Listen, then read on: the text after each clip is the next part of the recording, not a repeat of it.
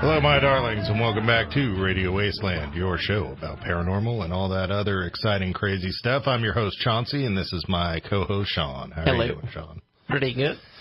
You know, it's been a hot week. Yeah, you love it? No.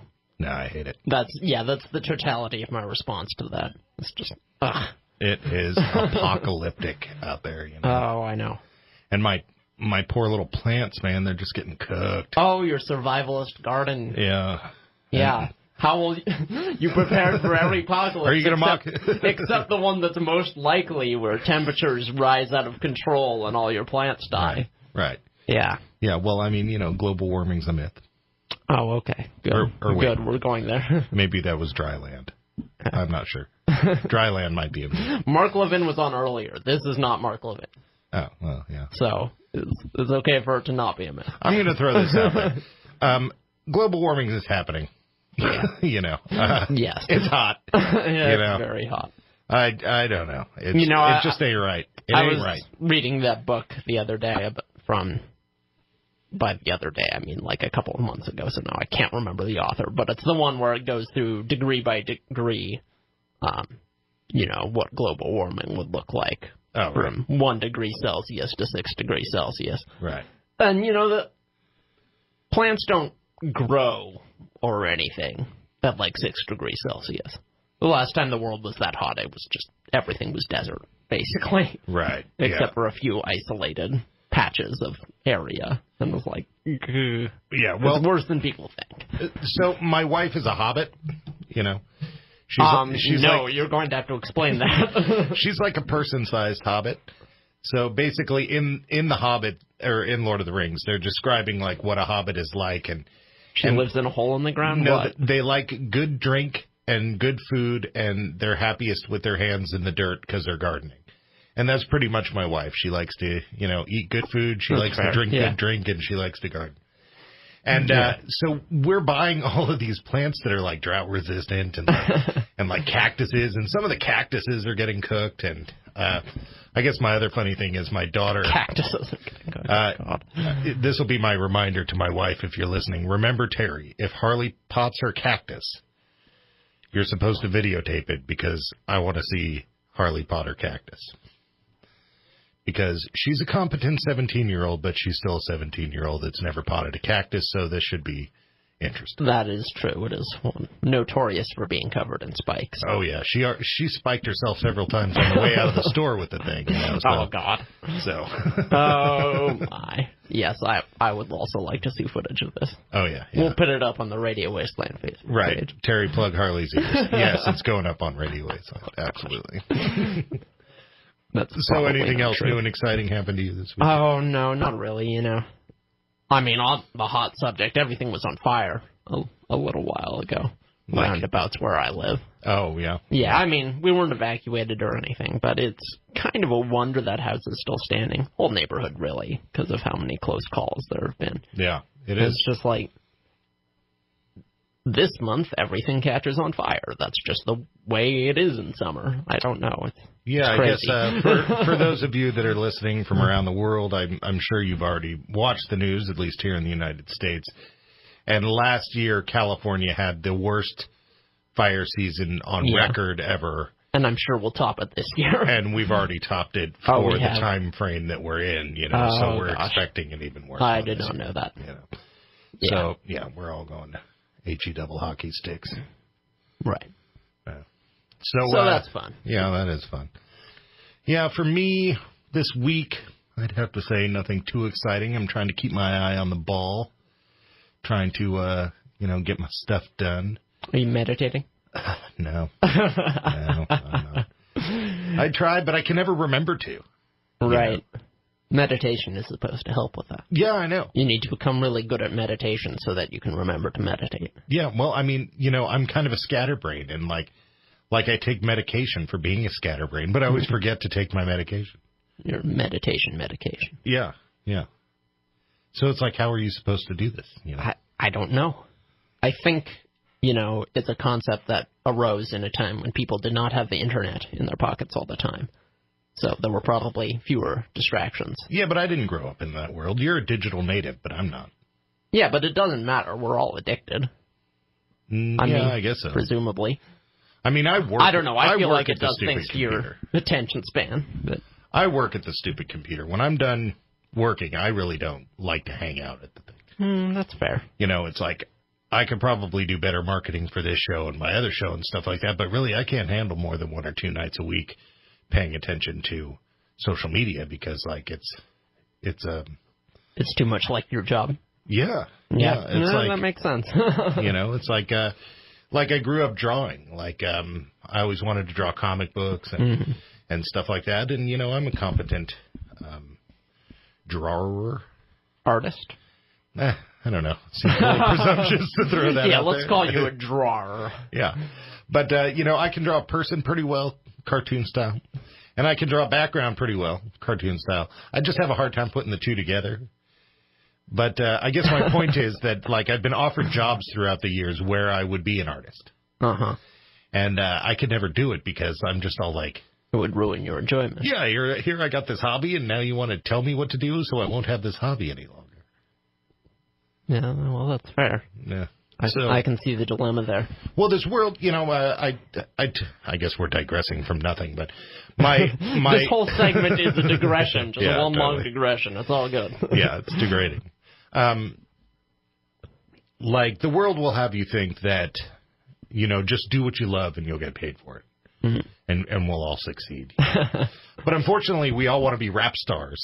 And there can only be so many rap stars in the world. Right. So that's not necessarily the case. So I tell my kids, the best thing in the world, of course, is do what you love and get paid for it. But running a very close second is do what you're good at so that you can afford to do what you love when you're off work. So that's my advice to everyone. Yeah, I think that's what most people settle for, to be honest. Well, I don't even think they settle that far. Particularly attainable. Yeah, totally. No, you're probably right. I'm the world's most kick-ass burger flipper. All right, so tonight on the show, speaking of burgers. This has nothing to do with burgers. Well, but rare ones it does. We're dealing with vampires, real-life vampires here on the show tonight. And, two of my friends from the vampire community. Yeah, this is an interesting happily topic for me. agreed to come on and set the record straight. Set the record straight? Yeah, I don't know. Do they... See, these are some of my questions. Do they feel that the world, due to Hollywood, like earlier on the Radio Wasteland Facebook page, we had a post up about, like, the most powerful vampires, and I'm just all like, man, there are some stupid vampires on this thing, because media has thrown us some really lame I think ones. it's safe to say going into this interview that, like, fiction has pretty much nothing to do with real life, except for the blood drinking bit. Well, I'm sure there's some crossover, and we're going to get to the bottom of that. All right. Well, now we'll know. Yeah. All right. You're listening to Radio Wasteland. When we come on back, we got Cat and Aldric. And we're going to find out about vampires. All right. Welcome back to Radio Wasteland. And we are dealing with vampirism. I don't know. That's a tough one Vampirism. to say. Vampirism? Vampirism. Vampirism. I guess. I don't know. I'm no expert. You're not? No. Aren't you a part of this community? Yes. Okay, I am an expert. Fine. Yes, I am an expert, but I feel like, I don't know, our listeners get enough of my perspective on everything that happens, so let's get a fresh take here. I think we have Kat with us now. You also have me. Kat, do we have you there with us? Yes, you do. All right. Well, I think we're waiting for Aldric to come in, but why don't we start with you? Normally at the start of the show, when I have a guest on, I ask them how they get started in this sort of thing, but this is one of those things. Apply. Right. So I guess I'm going to just straight up ask the question that a lot of people are probably wanting to know. And is this, first off, is this mental or is it physiological? I'm going to go with physiological. There are some that believe it is mental. Okay. So this helps me ask my initial question, and that is, like, how does this start for someone when they're coming of age? It's like, is this something that is needed when they're a child? Obviously, parents are, saying, stop sucking the blood out of your friend. So what's your story? Yeah. So how does this start? How does this come about? How does one realize that they need this? Well, for me, it's not so much as realized as that I was actually born with congenital esotropia of both eyes. I was born legally blind. And so I didn't really humanize people at that point. And so during my youth, I would harm my siblings, adults, and my colleagues, or those they would have been peers at that time. I see. So I assume that this was an issue with your parents. Yes. And my school did put me into a social adjustment class, which nowadays with sensitivity and diction choice, it would have been considered an empathy class. I see. Because you felt, or the situation was that you weren't connecting or like you said, humanizing other people.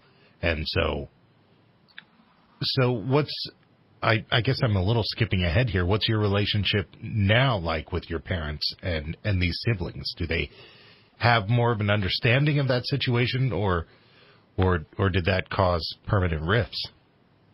I'd say it did cause permanent rifts. My sister, that does have 2 daughters, refuses to let me be a godparent.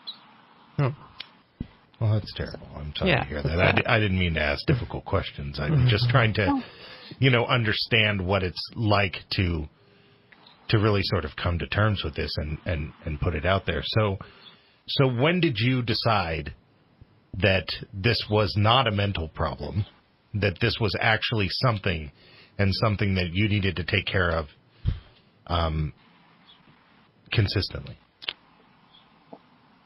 Considering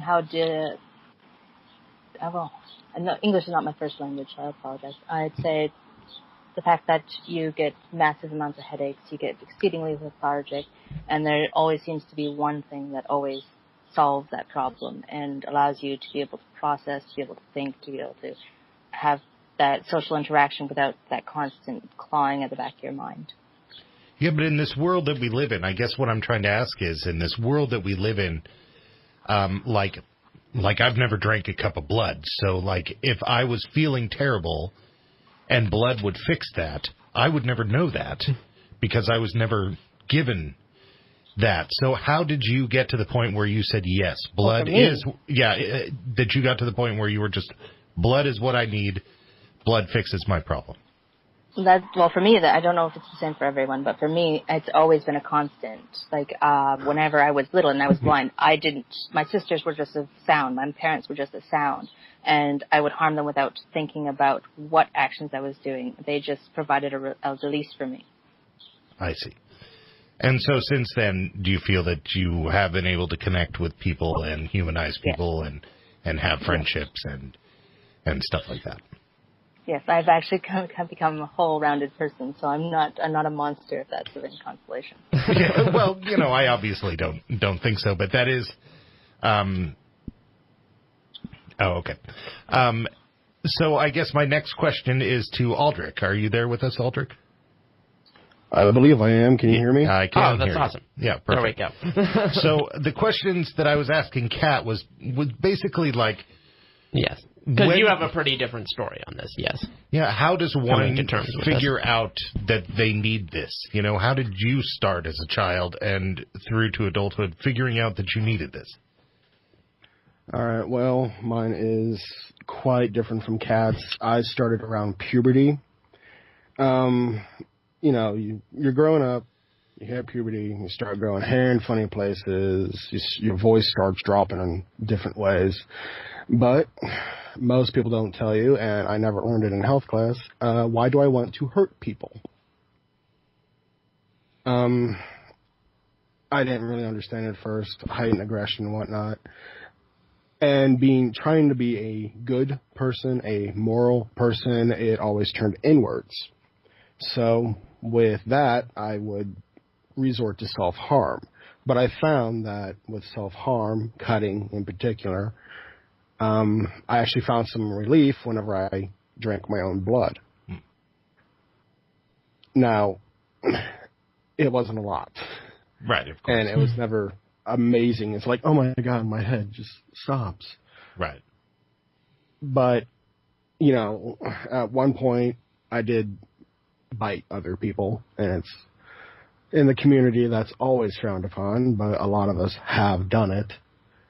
Right. And I found relief that way.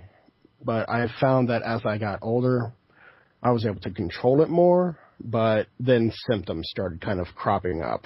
Headaches, lethargy, general just sluggishness for the most part. But, you know, that's the way it is. I see. So once you realized that you were this way, you know, was it difficult to put the label of vampire on it? Well, at the time, I had no idea. I mean, vampire, that I was a kid, that vampire was, oh my gosh, that's a thing in a movie. That's a thing in a book. That's not what I am. I'm not undead. I didn't die. I still got a heartbeat. But, you know, when I was about 17, 18 years old, got online, started researching the symptoms. And, you know, I came across a lot of stuff, but the whole vampire community at the time was just kind of starting to get off the ground. Mind you, this was still 2004, 2005, so... Mm-hmm. So, you know... But there was an online presence back then. Renfield syndrome. Say that again, Sean? But there was an online presence back then. Yes, that was just was. sort of most definitely getting was. going. I think a lot of it started in the early 90s. Even, you know, back when the internet first started, there was a community that was starting to form. Mm-hmm. And so maybe the label of vampire kind of comes from the community more than, you know... than that being a perfectly descriptive label of the situation. Yeah, that's what I was really wondering. Is vampire, you know, is that really a retronym or a term that was sort of like just kind of adopted because, hey, we're close? Or is that something that people in the community really feel that they are, and that movies and pop culture have gotten wrong and that the community has right? Or is it something that movies and pop culture had come up with and that the community adopted? That's a loaded way question. to put it. It's kind of a loaded question.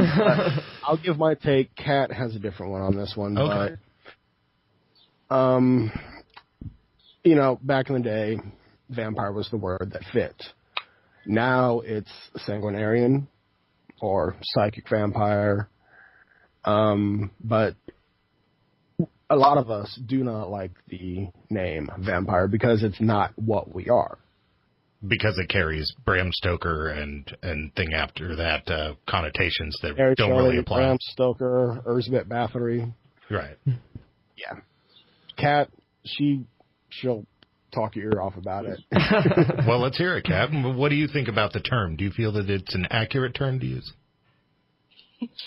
I don't think it's an accurate term to use, personally, but it's like an umbrella term, though, that some people use as a window to get in and to be able to find others and maybe communicate with them. I understand that myths are created through the word of mouth, and we all know how the telephone game works and how maybe there was people that in our same situation back in the eons ago, or whatever decade you want to put it in, or century. Mm-hmm. But there was no doctor to actually solve or answer for this. And so if you get religious people constantly making different stories, you get monsters and creepy things. Right. I mean, throughout history, we have all sorts of people being, you know, demonized for things that today we don't really think are much big deal. Hey, we're coming up here on our first commercial break. You're listening to Cat and Aldric here on Radio Wasteland. We're learning about vampires. And maybe vampire isn't the right word. And come on back. All right, welcome back to Radio Wasteland and our guests, Cat and Aldric. And we're talking about vampirism. But so what is the term that you do prefer? What in the case... Now, I understand that there are different types of vampires in the sense that they're psychic and stuff like that. But in the case of drinking blood, what is the term that you guys really feel does apply? Cat? Sanguinarian or sanguivore? Sanguinarian or sanguivore. Sanguine meaning blood and vor, Aryan meaning eating it. Vor eating or Aryan as person. Yeah. Okay. Okay, so this leads to probably the other common question that you guys always get, I'm sure, and that is, where do you find this blood? Where are you getting this from?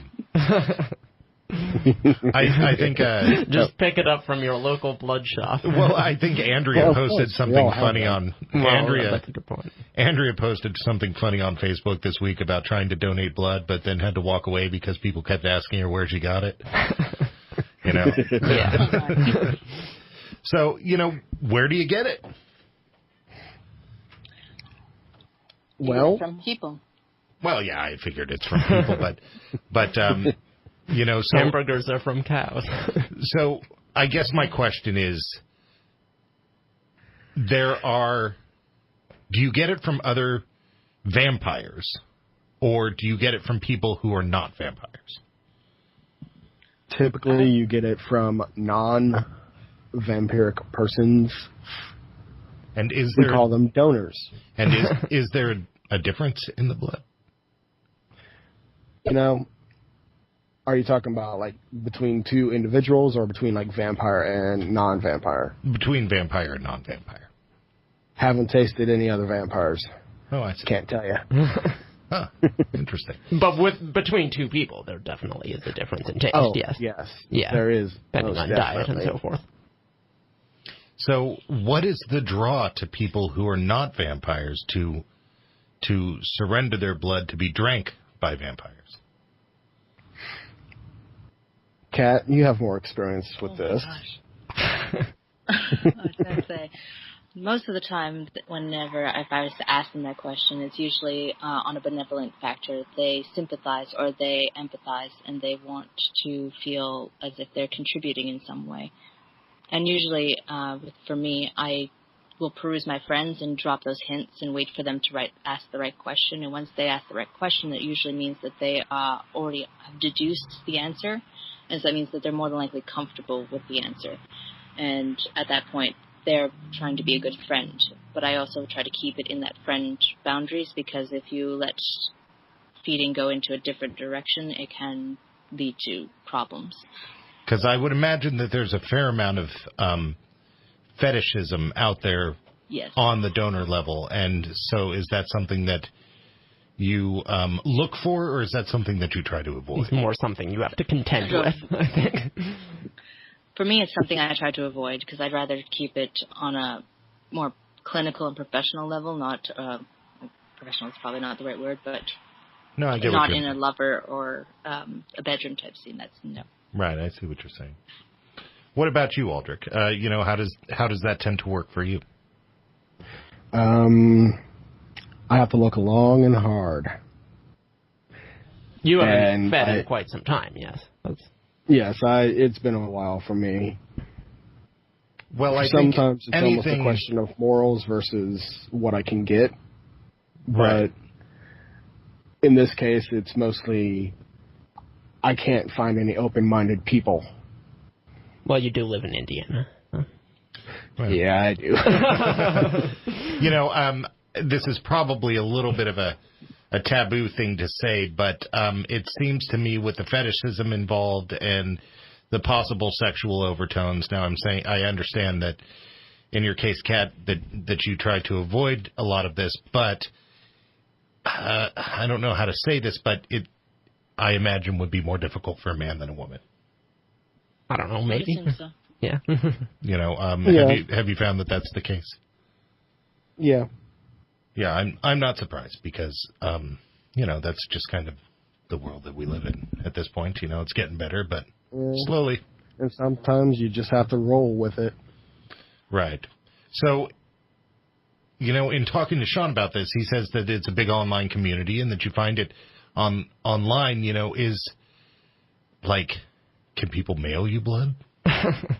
Well, I don't know. That's not ridiculous. You don't want to do that. You don't want to do that. Okay. I mean, I order plants through the mail. I order food through the mail, so I didn't know if that was a possibility. The thing is that you don't usually share donors. You don't want to do that because you don't know if the other person's donors have been tested and if they're safe or where the blood has come from or there's too many variables that are just not nice.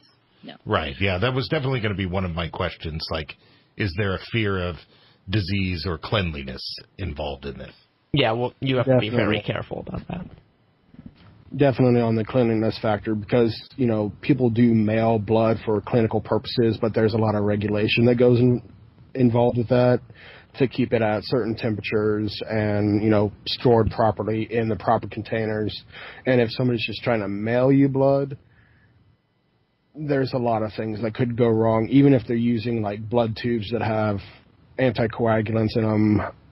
There's chances that it wasn't stored at the proper temperature, and there's a whole list of variables that could go wrong. Right. That makes sense. So, a prime question that I really want to know here, and we discussed a little bit in the last segment, was, where did the myth end and where did reality start on this one? And so that's really what I'd like to know. It's like, other than a need/desire for blood, is there anything else that makes somebody who's vampiric different than a regular person? In my experience, no. So you would say you are just like anybody else in this world, only you need that. So it's similar to, I'm not making a direct comparison, just a hypothetical one, to iron deficiency or something like that. This is just something that you need in order to be a healthy person. Yes. Yeah. Would you agree with that, Kat?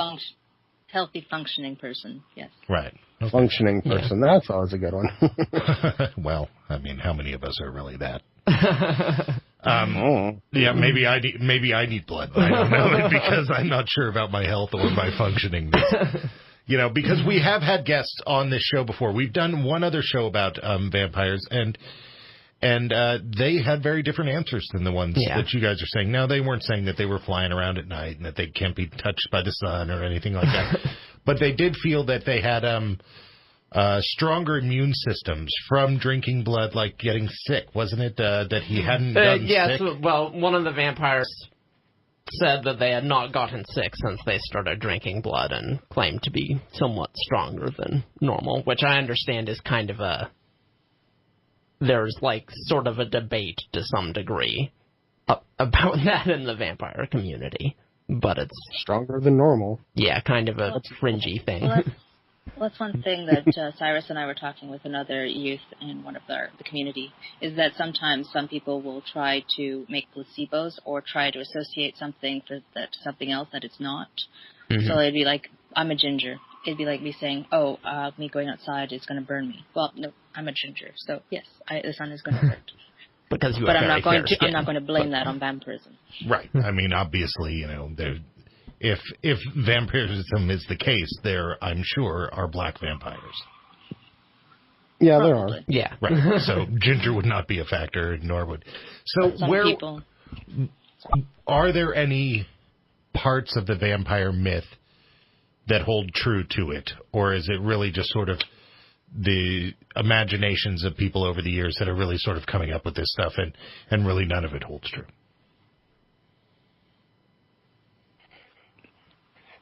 I would say not really. I'd say different allergies are different for different people. Some people are allergic to apples. Somebody maybe was allergic to garlic back in the day, but that could be just an unknown variable, and you never know. Actually, one of the very few other sanguivores I've ever met was allergic to garlic. Oh, that's funny. But you're not. No. I love garlic. I eat pizza every day. Yeah, me too. Yeah. That would be the real tragedy of vampirism. Totally. Yeah. What you eat. Right. So I guess the question would come up, if you didn't eat, let's say you spent your entire life as somebody who needed blood but never got it, would it kill you? No. Though you're probably going to be one of those people that is currently in the hospital every other week for this or that. And the doctor's going to be like, you're a hypochondriac. There's nothing wrong with you, but there is. I see. All right, I get to the point where I'm exceedingly weak, and to the point that I struggle sometimes to breathe. But I've gone to many doctors. I have clear lungs. I have everything's fine. My chest has been X-rayed. Nothing's wrong with me. But it's like I can't. All right. Well, we're coming up on our next commercial break. We got a lot more questions for you when we come back about the vampire community and the different types of vampires that are out there. You're listening to Aldric and Cat here on Radio Wasteland. Come on back.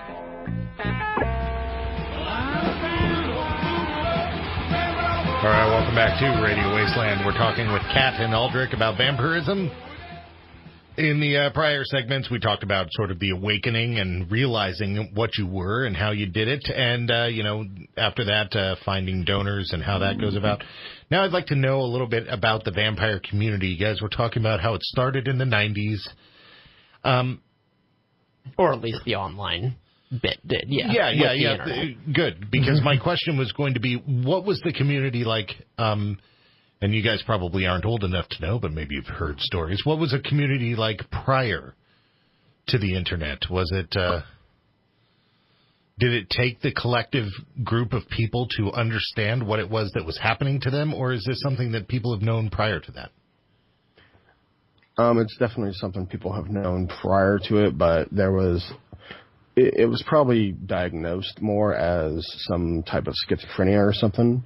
Or people just kept quiet about it. And I know some of the ones I've spoken to, they embraced it as much as possible, and people just thought they were weird. Yeah, well, I mean, that tends to be the case with most of us who have any sort of weird interest, which I personally have my own collection of. So there's this movie. One of my weird interests is I am a hardcore horror movie fan. And there's this horror movie called Martin by George Romero. And I don't know if you guys have ever seen this, but I'm going to run it down for our audience. And that is that this guy is convinced that he's a vampire.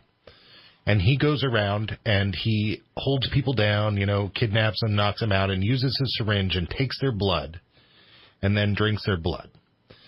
But the stinger is, not only does he feel that he's a vampire, there is another guy that believes he's a vampire, that is a vampire slayer, that is hunting this guy, trying to basically stake him through the heart. Now, I know that sounds ridiculous, but, I mean, there are a lot of crazy people in this world. I was driving down the road the other day. I saw some guy with a huge sign on the side of the road talking about how Jews did 9/11 and stuff like that. Do you guys have any fear that there's some crazy out there that's really going to potentially try to hurt you? Oh, my. I know it sounds ridiculous, but I mean, there are a lot of crazies out there. You know what? Here's the thing. There used to be. Back when Buffy was very popular, we would run into supposed hunters. That's murder. Yeah, so do you feel that they were role-playing, or do you think they were serious? I think they were... Maybe both. Maybe, a little bit of both. Yeah. Well, crazy. Well, I know it's... I did not know that. Yeah, I know it sounds like a crazy question, but I mean, look at some of the people out there and what they believe and what they try to do to one another. And I saw this as being a possibility, especially with...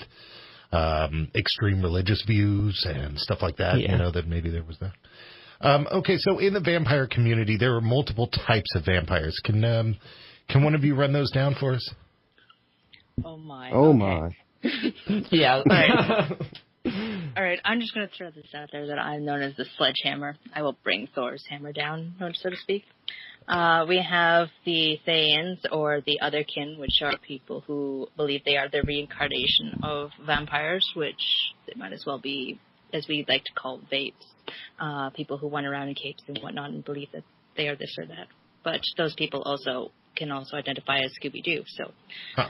Okay, so I take it you're viewing that one as maybe a little bit more of a mental illness. Yes. Okay. But then you have the lifestylers who... will like to play around with the variables, but that's all they are, is they come in and out of that style of life.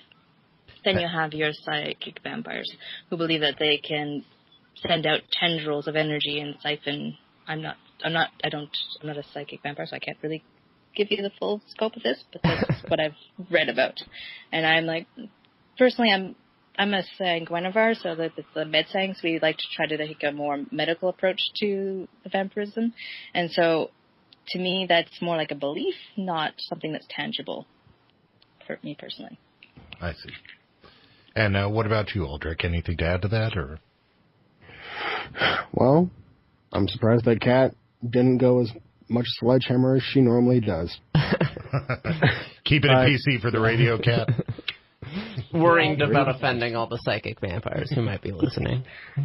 Yeah, and, I talk to these people too, and, they're okay, but as sanguinarians, sangivores, we tend to look for our own space, because for the past, ever since I've been a part of this community, there's always been a squabble between the psychics and the sangs. I see. And it's like, I'm more legitimate than you. Real vampires do this. It's very childish. And the funny thing is that with the Thayans, with the lifestylers, with the psychics, when you try to go and seek out a medical professional to actually try to get, let's say, results, with all of the rest of the irrational side of things, it's sometimes a difficult challenge. Yeah, coming from, my angle, which would be somebody that this is very new to, and, somebody who thinks very scientifically, it seems to me, or at least tries to, I don't want to toot my own horn there, it seems to me like if psychic vampirism is real, that we're all some degree of that, and we would choose to not be that. Because, I have dated, and I'm sure a lot of people who have dated me might accuse one another of being psychic vampires. I know it sounds ridiculous, but seriously. If that's a thing, it seems like we would all be sort of feeding off of one another in either a good or a bad way. So I can see where that becomes a very, very gray area as to the reality of, and is that a vampirism or not. And apparently there's also different levels or different types of psychic vampires. So you have like your Tarnaric, which is like your succubuses. You have your elementals. You have all kinds of different types. I don't know them all, but... I see. Okay, well, we're coming up on the end of the show here. So, maybe for our listeners, you can tell them some places, if they feel that they are this and need to find out more or get involved in something, can you share with us some places where they could go to do that? Oh, most definitely. It is kind of a closed community and you have to get in, but if you're feeling like you may be experiencing something similar to what we're dealing with, the vcmb.org is kind of where I got my start. It's attached to sanguinarius.org. It's a pretty good website to, just start reading through whenever if you feel like something is going on. There are others out there as well. I think Sphinx Cat has a webpage. I think it's sphinxcatvp.org. Don't quote me on that. And there are a whole list of other sites that can be quite useful as well.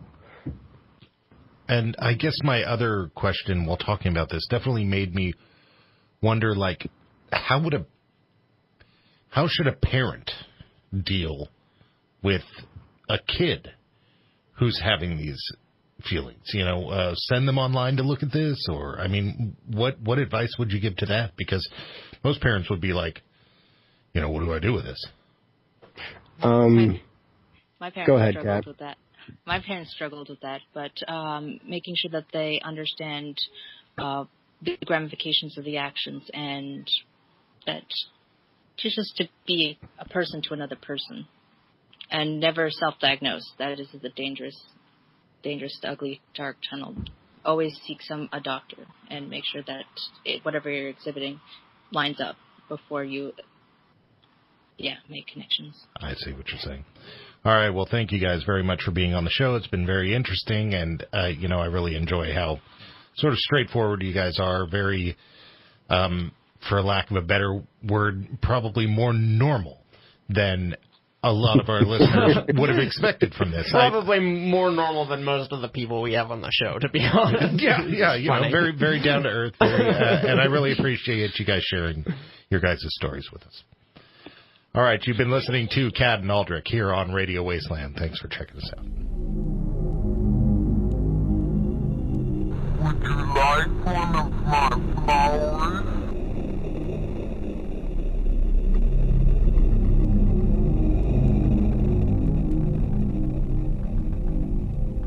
Would you like one of my flowers? All right, welcome back to Radio Wasteland. You've been listening to our guests, Cat and Aldric, as they explained vampirism to us. I keep using the word vampirism because... Well, to be fair, in the I'm having a hard time pronouncing the other word. Medical Sanguinarian? Sanguinarian? Okay, to be fair, that's a term that might be more accurate, but I feel like it's not used very much unless it's referring to a specific type. Like, even in the community, people say vampires just because, for the sake of clarity. Like, well, everyone knows what that means, but people don't really mean, like, Nosferatu from myth. They just mean... Right. It's like dwarfism. Yeah. You know, no one thinks that, like, little people live in caves or whatever. Well, yeah. Mining. And it's the same exact thing. I was going to say the same thing, especially when it came to the psychic vampires, that in that case, the word vampire was more of an adjective, more of a descriptive thing. But in the case of the blood drinkers, I think, you know, the word applies. I mean, you're right. You're well, blood like drinker. vampire or bat. Right. It's, in that case, vampire is like an adjective. That's the type of bat it is. So you're... So vampire person, I guess. Right, yeah, vampire person. Huh, I don't know. So what do you make of all this? Do you think it's mental or do you think it's physiological? I think it's physiological. So you think that there are really people out there who really need blood in the same way that a cigarette addict needs a cigarette in order to level out? Yes. That's freaky, man.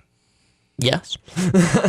So, see, the thing about this interview is I've known both of these people for a little while. Yeah. And I've talked to both of them about a lot of this stuff and other people in the community.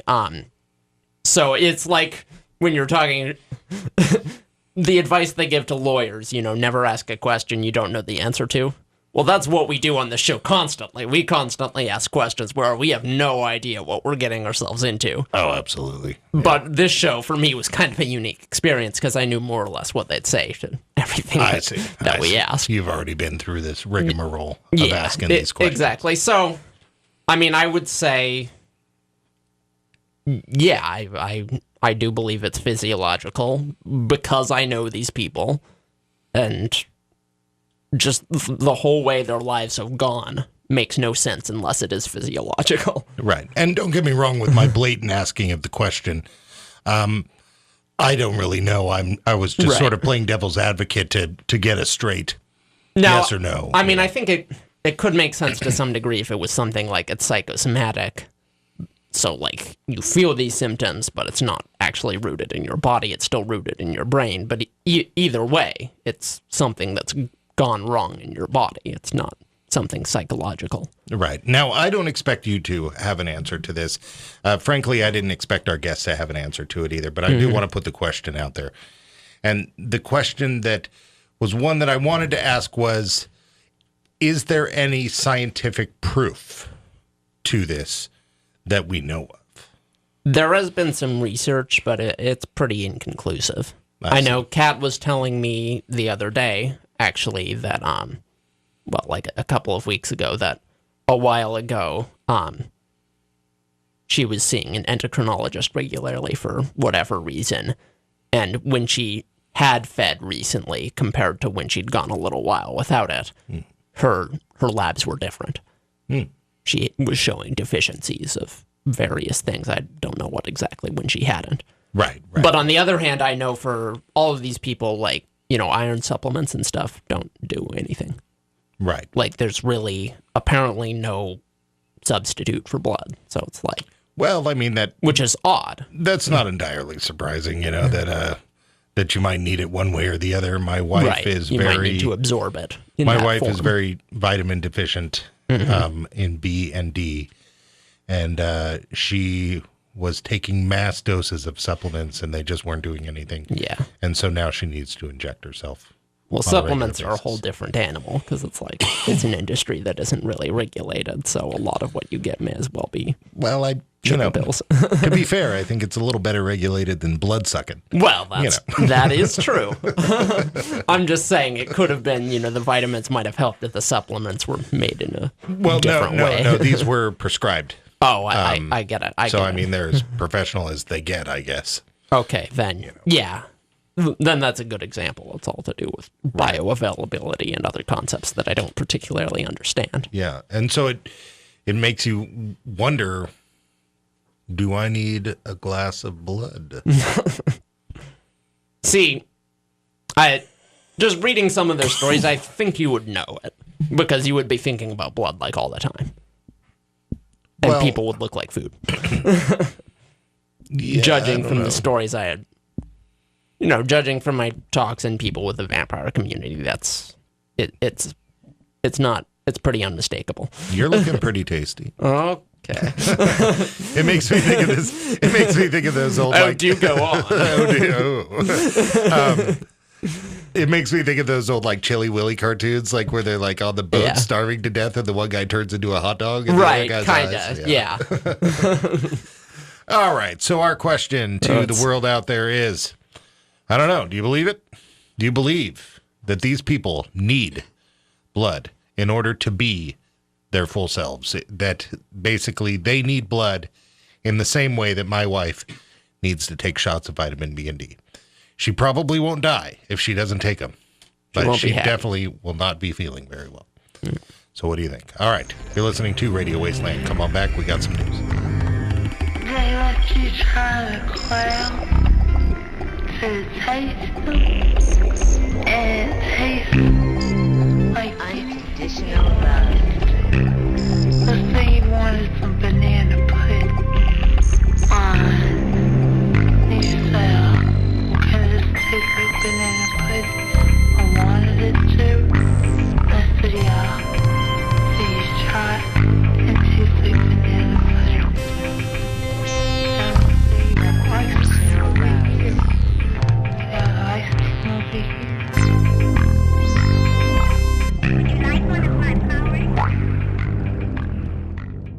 All right, welcome back to Radio Wasteland. It's news time. Sean, do you have anything exciting for us? I sure do. We've got a news story that came at just slightly the wrong time, because if it was a few weeks earlier, I could have had this story in time for our time travel show. Oh. But sadly, no.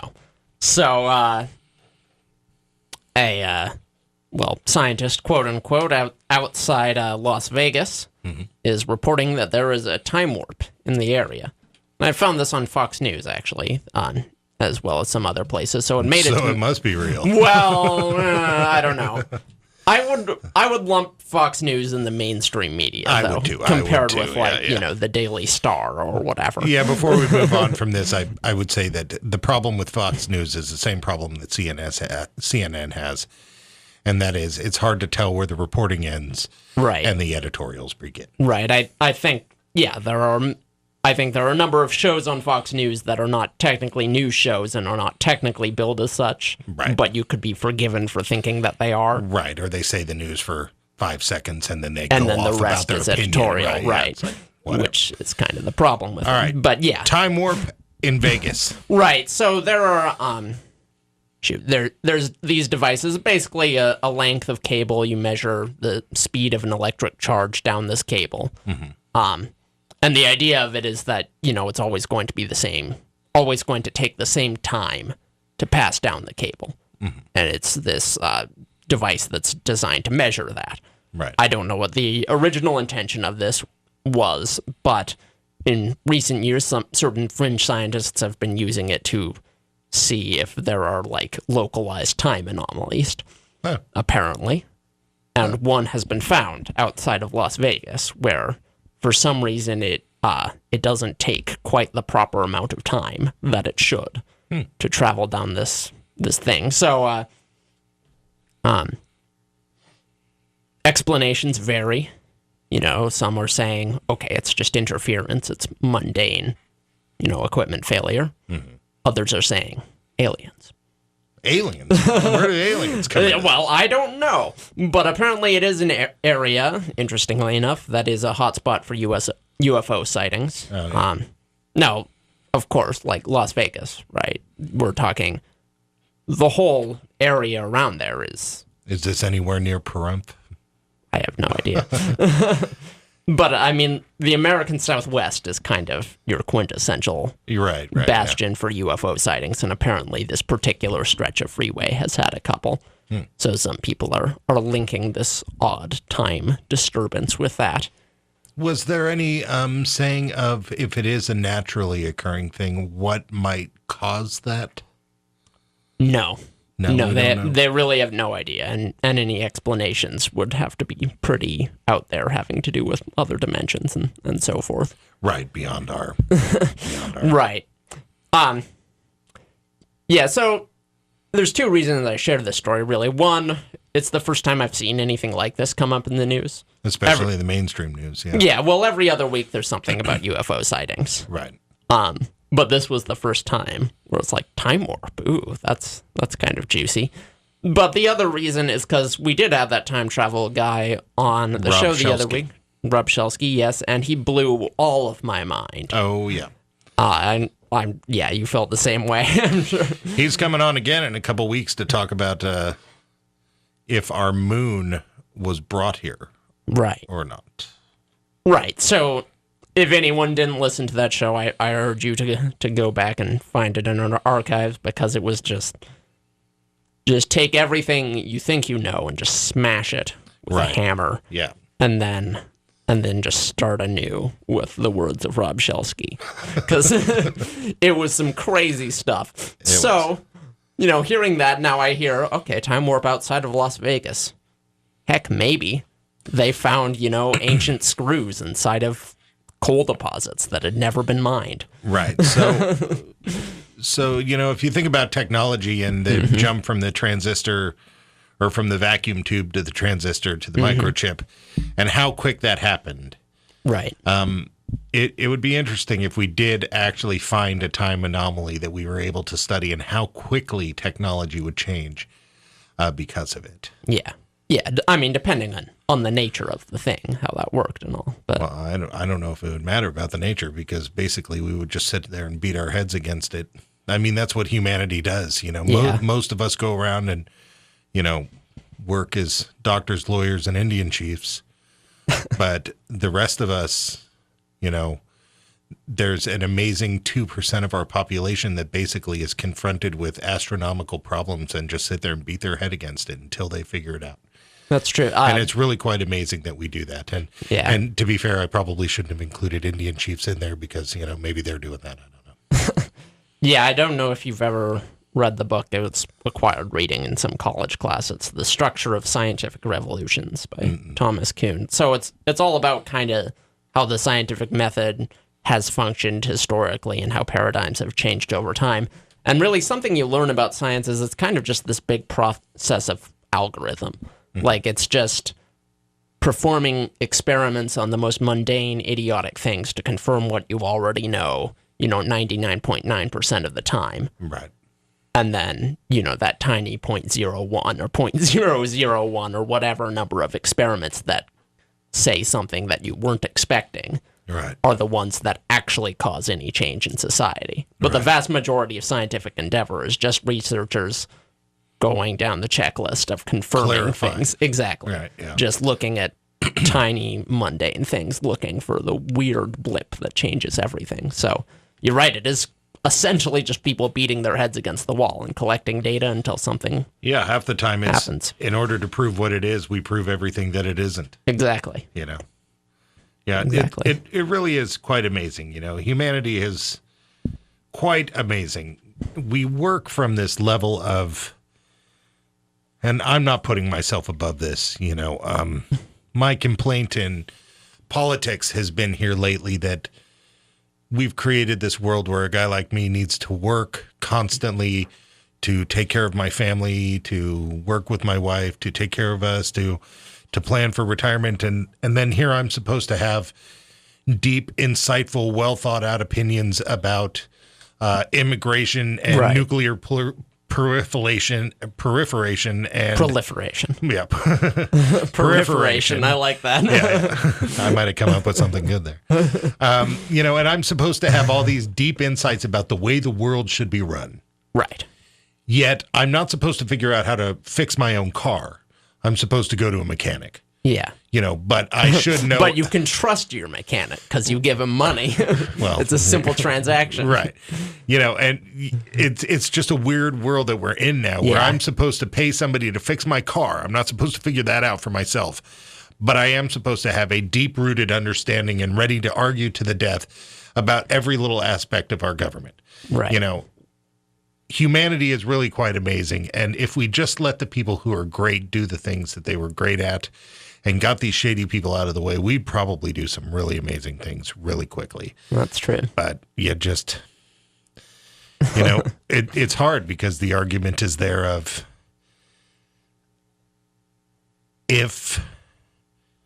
would I work if I didn't have to? Would you work if you didn't have to? I think I would probably take a year or two off if I was just no more work ever. But after that, I think I would get restless. I think I would would come back and... I would work, but I probably wouldn't...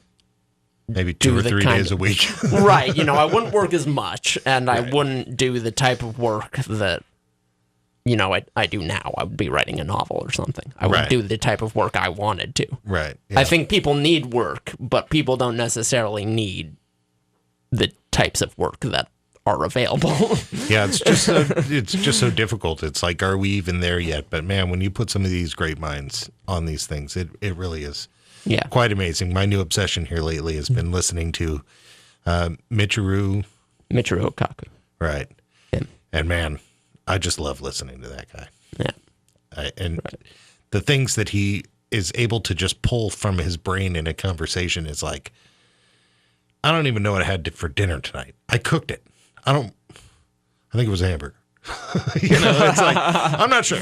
But, I don't know. I'm getting off the point here. The point is time travel. Crazy stuff. All right, you're listening to Radio Wasteland. Go to bed.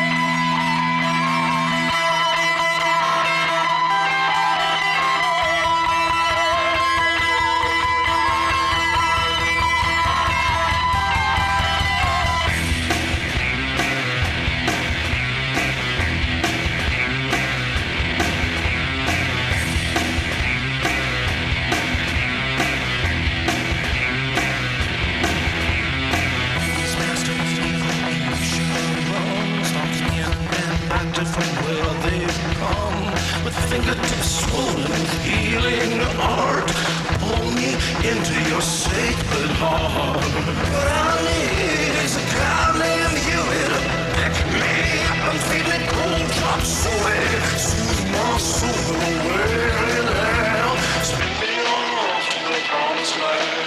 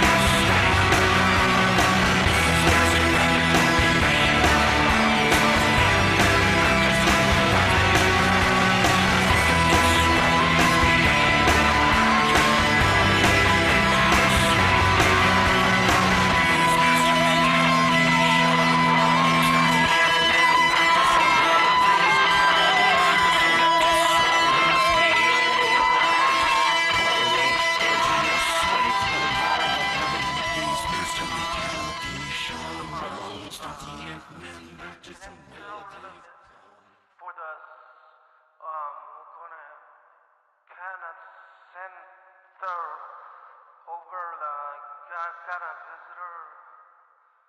I think I have a visitor.